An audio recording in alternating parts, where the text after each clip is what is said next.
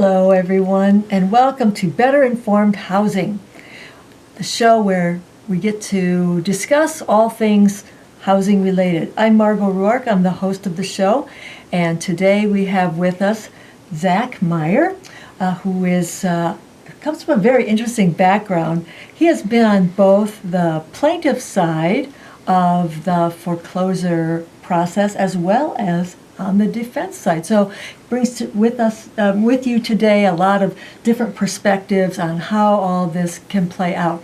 We are going to be talking about foreclosure today, and I just want to remind our viewing audience that we are an interactive program. This is a call-in program for those watching CAN TV 21, and we're also streaming live at cantv.org/hotline. And every now and again, you'll see a number at the bottom of the screen. That's the call-in number. So feel free to ask our expert here a question if you have any questions about foreclosure on either side of the fence. Indeed. Okay. So, Zach, how would you start a conversation about foreclosure? Would you just start at the what happens at the beginning here? I would definitely start at the very beginning. The very first action in a foreclosure case is the foreclosure complaint. In order to file the complaint, though, a bank needs to send in all the different documents into a plaintiff's firm that they've accumulated in the life of a file. So how much is owed once the foreclosure has gone into default? They need to send in a copy of the mortgage, a copy of the note, some details about the life of a file itself. So that way the bank, plaintiff firm that they've hired for them knows, all right, this is who is the current holder of the note. This is who's the current holder of the mortgage. These are the different documents that we're going to need to put together our complaint. So how long are we talking after someone, gets into some trouble, or they've lost their job, or a major illness has struck? I mean, how long are we talking? Is it like a week or two, or? No, it's actually about 4 months. Oh, okay. Up until recently, there actually was a thing called a grace period notice, where you would have to send that out in order to foreclose. It would let borrowers know, all right, you're behind on your mortgage payments. We want to let you know that you have different loss mitigation options available to you, and how you can kind of catch up on your current mortgage itself. But if we get to the point of actual complaint filing, the mortgager is now in default on their original agreement. Okay, so in default means that now if you were in some trouble before, you're really in trouble. Is that what that means? Correct. In default. Okay. So then they would move to put together the foreclosure complaint. At one of the plaintiff's firms. They would name all the individual defendants after running a title search. So it's not just those who are actually named in a foreclosure that are named in a complaint. It's additionally everybody that has an interest in the property itself. So it could be the United States government if you're also behind in your taxes. Oh. Let's say I'm a mechanic and I did some housing work for you, and I put a lien on your property for $2,500. They could go on a foreclosure complaint as well because they have an interest to gain back the money on the property itself. So you will be listed as a defendant, even though you have nothing to do with the foreclosure. Correct. Right. So by virtue of the fact that you've recorded a lien against the property itself, the property in question, you could be named in a foreclosure complaint. Okay. All right. I'm sorry, I interrupted you. So No, you're good. Go ahead. You're good. That was a great question, though. Okay. Well, why don't we just take a moment here to, we actually have some new information here that I want to share with our viewing audience. Better Informed Housing Corporation, which is an Illinois non-for-profit, providing education and information to communities about real estate.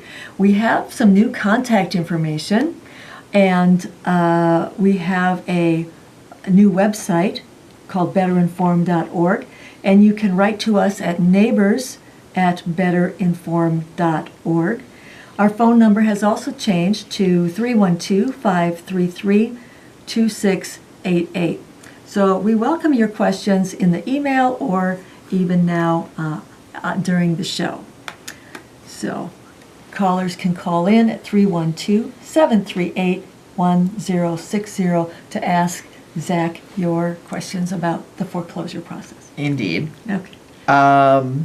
So once they've put together, going back to the complaint, once they've put together all the different kind of documents and determined who will be named, the bank itself, their plaintiff firm, will file the foreclosure complaint in the county in which the property resides.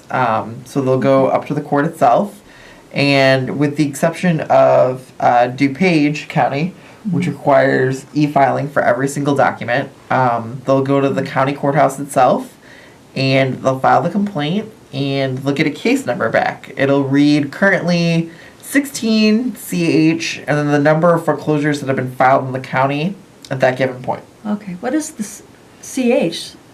What does that stand for? It stands for Chancery. It's okay. one of the 4 divisions that are the most common divisions within the county on types of cases. Okay.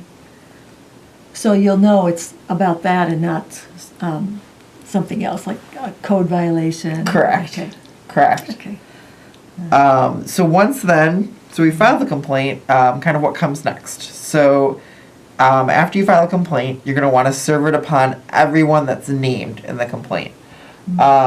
So if this is the case for any kind of complaint that's filed, so they'll try to serve the borrower at the property itself. That's always the goal. Personal service to the property.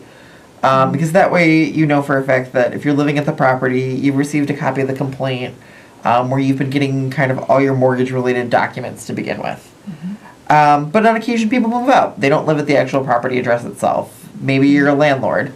So you could be served at your actual primary place of residence. So that's another form, substitute service. Additionally, let's say that they can't find you at all, they'll actually publish in a local newspaper a copy of the complaint to kind of state out, saying, we couldn't find you at all, we want you to take notice, so that way if you're reading the newspaper, you could see kind of various foreclosure actions where they couldn't locate the borrower. Okay. So that's a form of service too. And then the final one is corporate service. This is the most common for condo associations in the United States government. They'll serve them a copy of the complaint where the entity is located. Okay. Yeah. So that's a lot of distributing of papers. Indeed. Sounds like. Indeed. Yes. So, so the bank is preparing all these in the background before the person the owner actually sees anything. Correct.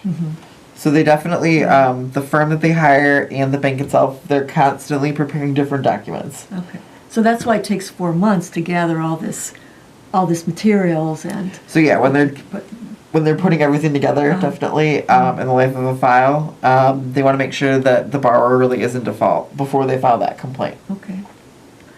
Okay.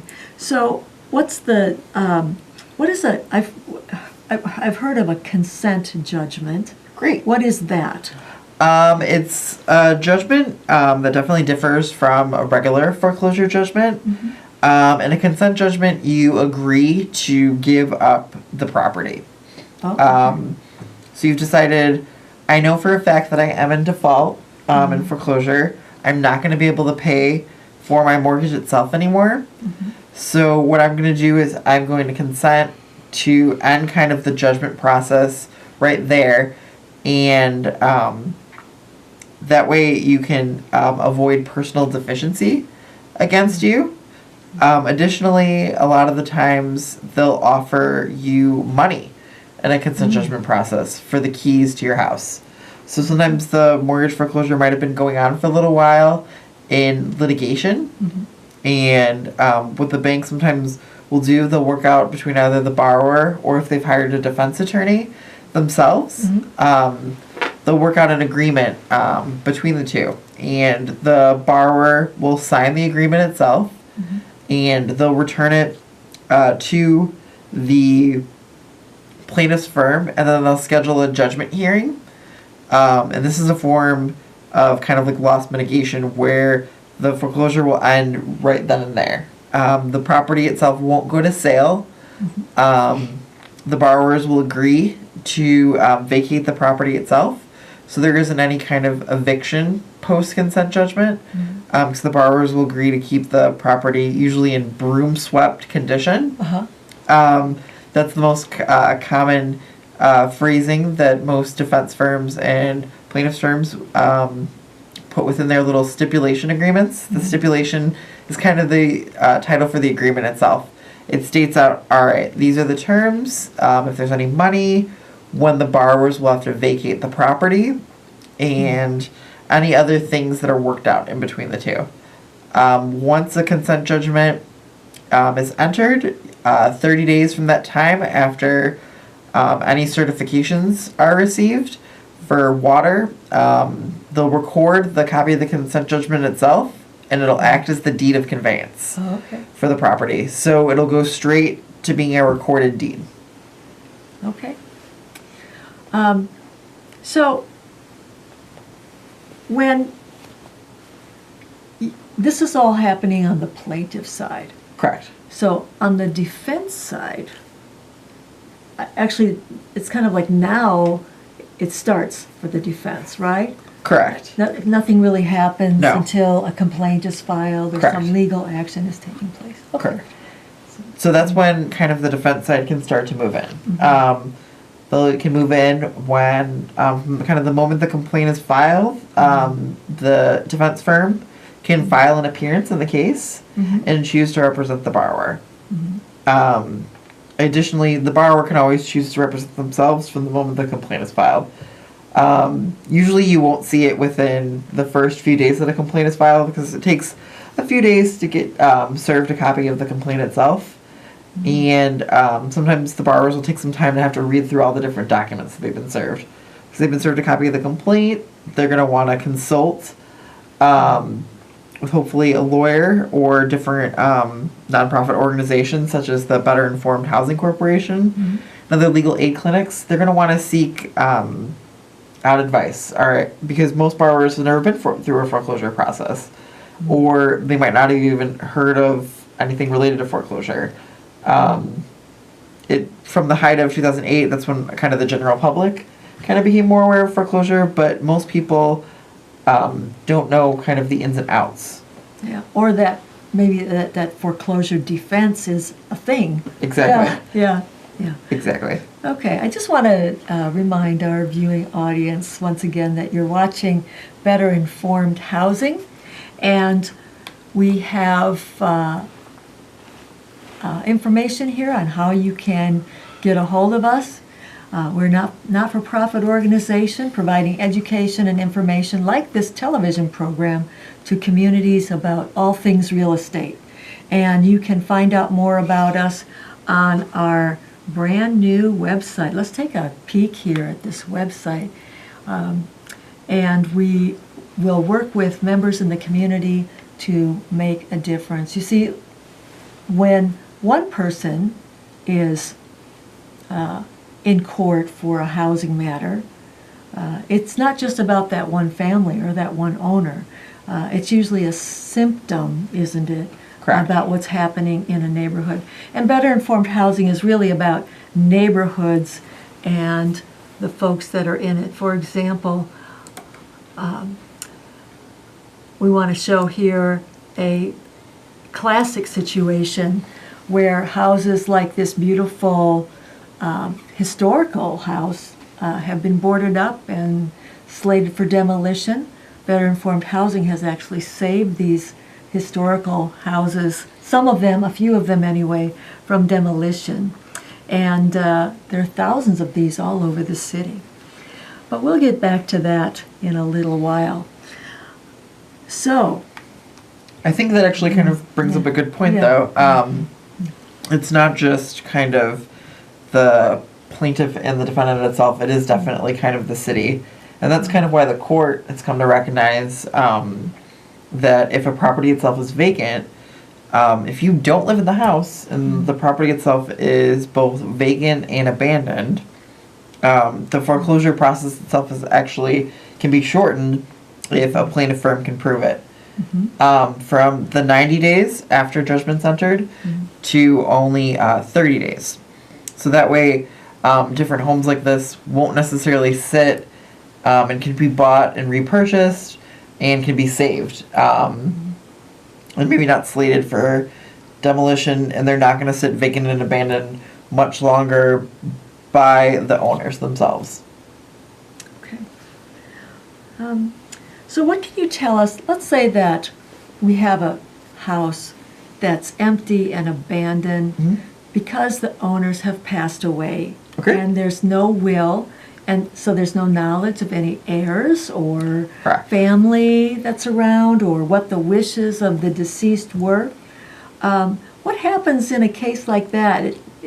It winds up somewhere, doesn't it? Like probate or... Indeed. Indeed. It ends up in probate. Probate definitely extends the life of a foreclosure file because they want to find out who indeed is the interested party. They want to name any of the heirs that should be named.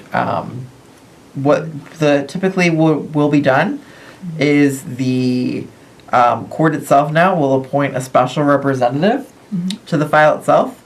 There in Cook County is an approved list of special representatives, and the judges themselves will name a special representative to the case, and they then will fight on the deceased borrower's behalf to kind of state out, all right, these were the deceased borrower's rights and interests in the property, and to make sure that any of the heirs, their needs are protected as well. And that way, even after they passed away, they can know that their interests are still protected in the property. Okay. Well, for the viewing audience, you're watching Better Informed Housing. If you have a question, you can call in at 312-738-1060. This program is also streaming live at cantv.org/hotline. So your questions are welcome. Now, we have a great guest here, Mr. Zach Meyer, who's worked on both sides of the foreclosure process, both on the plaintiff side and on the foreclosure defense side. So, Zach, I have another question here for you. Sure. You've talked about a process that could possibly wind up with the owners being asked to vacate the property within just a few months. Now, in some cases, this can go on for a while, right? Correct. And now, what are the factors that would cause a foreclosure situation to go on beyond a few months or under, as you described earlier? So one of the first ones that we already talked about, probate. Okay. So we have to make sure when we're going over probate documents kind of on both sides. The defense side definitely wants to make sure that if, let's say an heir wasn't named in a complaint, they could kind of step in and then file an appearance or answer on behalf of that heir. Same thing with the plaintiff firm. So kind of probates what could extend the life of a file. Additionally, bankruptcy is a big one. If a bankruptcy has been filed in a case, the foreclosure case itself cannot proceed until that bankruptcy has been discharged. And bankruptcy can definitely take quite a long time. Oh, yes. It can take like 3-4 years sometimes? Sometimes, Okay. definitely. Okay. Another aspect is definitely litigation. So a borrower can either be defaulted or summary judged in the case. The plaintiff's firm, their responsibility, they have the burden of proof to make sure that they filed all their different documents and all their ducks are in a row. And the defense, his job is to make sure that the borrower really, all their interests are protected, that if they really aren't in default, or if the bank hasn't proved, kind of beyond a shadow of a doubt, that the borrower really hasn't paid their mortgage. So that's why different defense firms will be hired, and they'll file their appearance and answer in the case. If an answer has been filed in the case, a bank has to file something called a loss mitigation affidavit. This kind of states out all the different efforts that have been made for the borrower, the different options that they've had. So that kind of can extend the life of a file because the bank has to prepare that. Additionally, when an answer is filed, typically it'll, once it goes to judgment, will get entered in something called a briefing schedule. This is where both sides are allowed to motion up and kind of define their reasons why the property should be foreclosed upon or why it shouldn't be foreclosed upon. This way, kind of the borrower's needs and interests are met, and they can be heard before the court, and all the different documents can be filed. Additionally, there can be discovery and different settlement agreements, and if there's loss mitigation work being done on the file can be placed on hold internally while different efforts are made. It's always the goal of both sides to make sure that any way that the borrower can save their house and for any loss mitigation that can be done will be done. And it's the needs of the court to make sure that this has been done properly.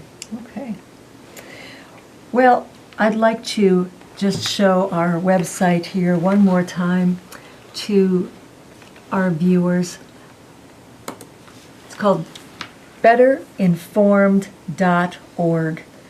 It's about making a difference in the community through handling the real estate matters. Now, once again, if folks want to write in or call in to the organization with their questions, we are at Better Informed Housing at 312-533-2688. You can write to us at neighbors@betterinformed.org. And we have many questions answered on the website in the FAQ section. So, Zach, we just have a couple minutes left. Yep. Is there anything that you would like to, anything else we ought to know?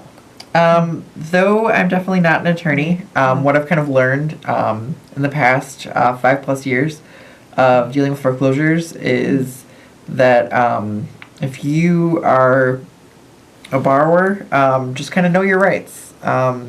Know kind of all the different steps about your mortgage. Know who currently is the owner of your mortgage. Know that you should always keep a record of kind of everything that you've received from a bank. Open up your notices that you receive from the bank. You want to make sure that you're always just double checking all your paperwork. You want to see kind of where it is, because maybe you might have signed your loan with a different bank and they might have transferred it over to a new bank. So you want to make sure that you're always definitely checking who kind of is the current holder of your mortgage. Save all your documents, and if you feel like you're in over your head, just always definitely seek counsel and advice at any time. Know that there's always websites like the Better Informed Housing website, legal aid clinics, various defense firms in the city that can help you out. Okay. On that note, I just want to thank you for coming out today Thank you, Margaret. and sharing with us on Better Informed Housing, and our viewing audience is welcome once again to contact us in the future. And until next time, thank you for watching.